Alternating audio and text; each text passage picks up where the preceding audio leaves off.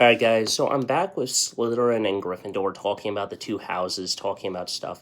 But I wanted to talk about the traits again. Again, they're not mutually exclusive. When we look at Hufflepuff, we see that they become antagonistic towards Harry.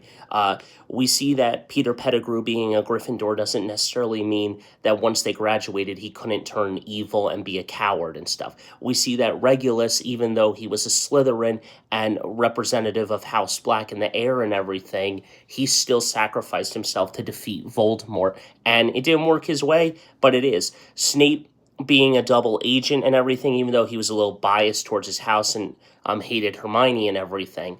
The reason Hermione's not in Ravenclaw is because she does kind of butt into people's other conversations and other things and kind of tries to be like the smartest person in the room and stuff.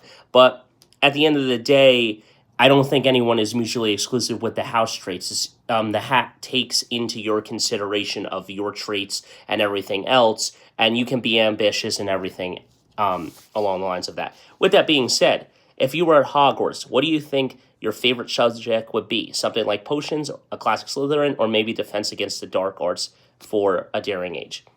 I said both. The strong choice, a very balanced person. Potion fits perfectly with Slytherin's precise analytical side, patience, focus, and a tough of mystery. But defense against the dark arts brings out the bold, tactical side, being ready for anything and knowing how to handle dark magic with skill and maybe a bit of flair. Honestly, mastering both would make you a pretty formidable witch or wizard. And that's the ultimate Slytherin Lord hybrid skill set. Being good at potions, dueling, charms, stealth would basically make you unstoppable. You would brew a potion, cast a perfect spell, and sneak past anyone to achieve your goals. That's like a Hogwarts Swiss Army knife. Remember, you can break the rules and bend them, but don't get caught.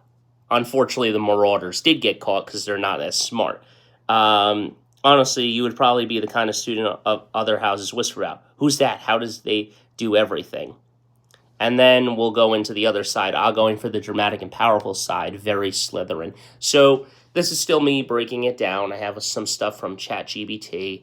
And ultimately, you're just going to see that I sympathize with Slytherin, but when we got into the other things and how disappointed I was, is that their traits got worse as the Marauders era died out. And then we go into the Harry era, we see that the Slytherins are bought on the team. They buy their weapons or buy their brooms, and they just cheat and play very dirty. So it is what it is. But that's all I got for you guys for this one. I'll see you in part 7. Hit that like button, smash that subscribe button.